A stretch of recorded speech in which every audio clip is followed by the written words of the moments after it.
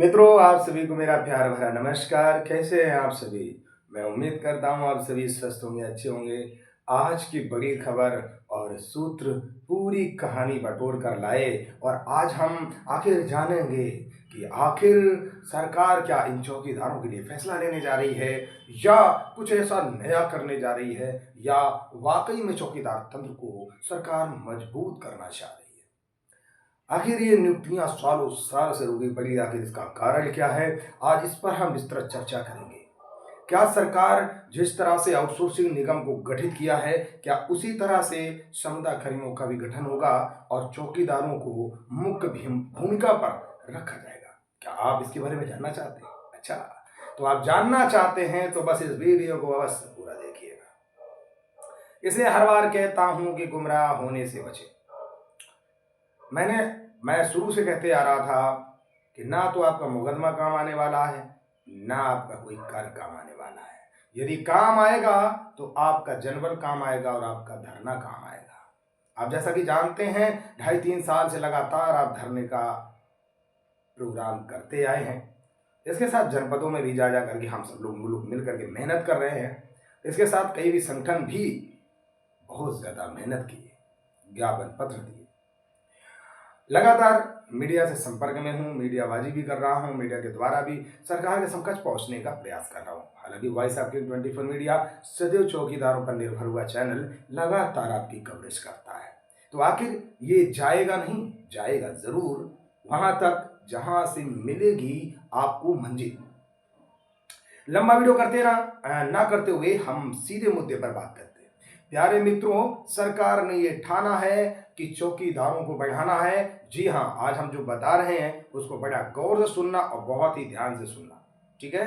आज कहीं ना कहीं मुकदमे वाले लोग हो सकता और ज़्यादा सदमे में चले जाएं और हो सकता है कि उन्हें शायद अपने आप में पछतावा भी हो। और ये बात सत्य है। सुनिए, सरकार ने जिस तरह से आउटसोर्सिंग का एक निगम बनाया है, इसी तरह से चौकीदारों का भी एक निगम बनेगा। उस पर सरकार बराबर विचार भी कर रही है और ये प्रक्रिया सितंबर के बाद कभी भी लागू हो सकती है, क्योंकि सरकार के पास जो वक्त है वो सितंबर और जनवरी के बीच का ही वक्त है। इसी बीच में सरकार को न्यूनतम मानदेय को लेकर के कार्य करना पड़ सकता है, क्योंकि आप जैसा कि जानते हैं कि न्यूनतम मानदेय 15,000 रुपये है। तो यहाँ पर कई कैटेगरी बनाई जा सकती हैं। हालांकि कैटेगरी ऑलरेडी सरकार पहले ही बना चुकी है। हमने आपको वीडियो में बताया भी था और दिखाया भी था कि हमारे जो ग्राम चौकीदार है वो या तो ख नंबर या ग नंबर के समूह में आ सकते हैं। अब ये क्या है, ये मतलब कैसे क्या बनेगा, मैं आपको बता रहा हूं। देखिए, सबसे पहले एक चीज समझ लो कि सरकार एक निगम गठित करेगी। निगम मतलब एक मुखिया आपका, जैसे अभी तक कोई मुखिया नहीं था कि हम कहाँ जाएं, किससे बोलें, क्या कहें, हम अगर परेशान हैं तो हम किससे रोएं जाके, ये सब। या मान लो हमारे साथ जाति प्रताड़ना हो रही तो हम किसके दरवाजे पर बैठ के धरना दें। तो कहीं ना कहीं सरकार अपना पल्ला झाड़ कर एक दूसरे के माथे पर टीकरा फोड़ेगी ताकि वो पूरी जिम्मेदारी चौकीदारों की ले सके। यहां पर क्या हो रहा है, पूरी बात को समझने का प्रयास करना। यहां पर 7600, 11,500 और 15,500 ऐसे 3 मानदेय रखे जाएंगे। पहले बात समझ लो, जो 15,500 है, जो कि न्यूनतम वेतन के अंतर्गत आता है, वो कहीं ना कहीं सरकार से टच में भी होगा और सरकार के अंतर्गत भी होगा। बाकी जो इसके नीचे की श्रेणी में लोग हैं वो एक कह सकते हैं हम कि जिस तरह से एक संविदा कर्मी काम करते हैं उसी तरह से वो काम करेंगे और उस श्रेणी के लोगों को कोई स्थायी नौकरी नहीं मिलेगी। मतलब आप समझ रहे हैं ना कि स्थायी का मतलब तलवार अगर लटकी है तो कभी भी गिरेगी, कभी भी कट सकती है, ऐसा प्रावधान है। लेकिन जो 15,500 के हक में आएंगे उनके लिए ये नौकरी स्थायी भी होगी और उनकी नौकरी जाने के बाद उनके बच्चों के नाम भी होगी, उनके फैमिली के भी नाम होगी। अब इसमें सरकार ने जो विचार किया है, सरकार इस पे विचार विमर्श ये कर रही है कि सरकार इस पे अपना एक सिस्टम और कानून तैयार कर रही है, क्योंकि कोई भी एक मसौदा तैयार होता है, जब भी कोई प्रक्रिया होती। देखिए, चौकीदार विभाग कोई छोटा मोटा नहीं है कि आ करके बस भैया 1 महीने में सब कुछ कर दिया।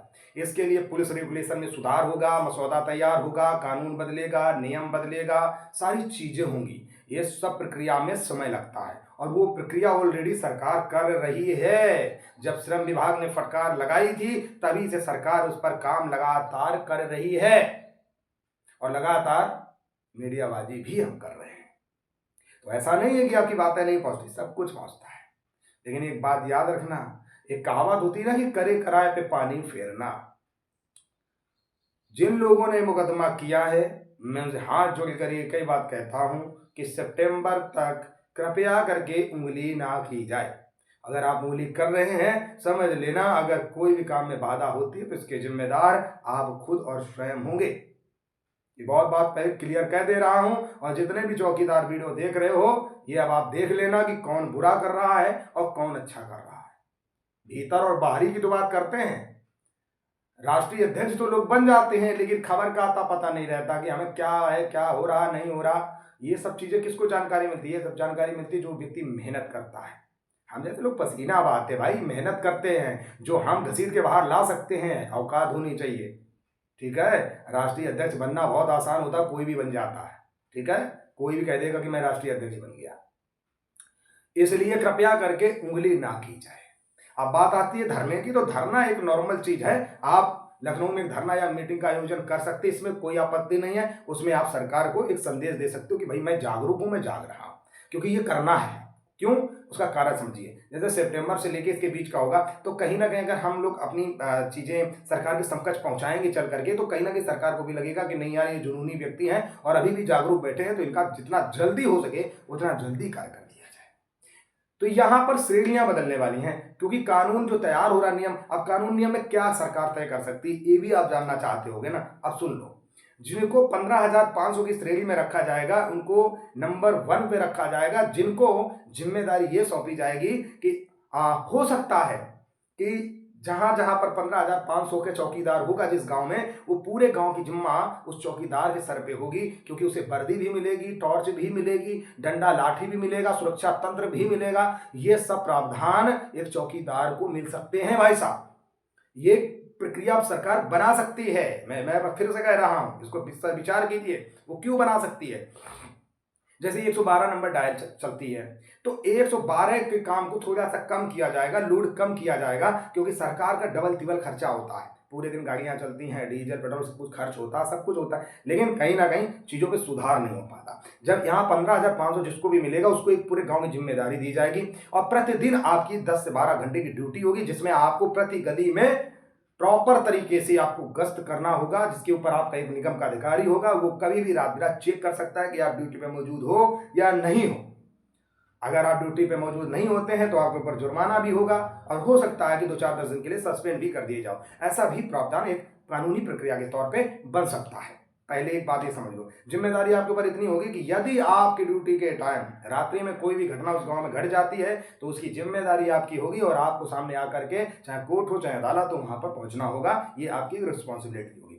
इसमें 15,500 रुपए वाले में मेरा जो अनुमान कह रहा है, मैं अभी ये चीजें क्लियर नहीं हो पाई हैं, वो क्या नियम बना रहे हैं, वो नियम तो सरकार बना रही है, वो तो ना तुम्हें पता चलेगा ना हमें, वो तो अचानक सब कुछ पता चलेगा जब खर्रा सामने आएगा। मेरा जो अनुमान कहता है, जहां तक इसमें मैट्रिक पास मांगेंगे, हाई स्कूल पास कम से कम होना चाहिए, तब जाके आपको 15,500 रुपए मिलेगा। यदि आप 8वीं पास हैं तो आप लगभग 11,000 तक की श्रेणी में आ सकते हैं। यदि आप 5वीं पास हैं तो आप कहीं ना कहीं 7600 की श्रेणी में आ सकते हैं। आखिर फिर दिक्कत कहाँ आएगी? जो लोग कम पढ़े लिखे हैं या नहीं पढ़े लिखे हैं उनके साथ क्या हो सकता है, इसका अभी कोई भी हमें जानकारी प्राप्त नहीं हुआ है, ना ही हमें इसके प्रावधान के बारे में कुछ अभी पता है। मैं आपको बहुत क्लियर कर बता रहा हूँ, सरकार इस तरह की जिम्मेदारियां दे सकती। अब जो आ जाते हैं 7,600 या 11,000 वाले, इनका आखिर काम क्या होगा?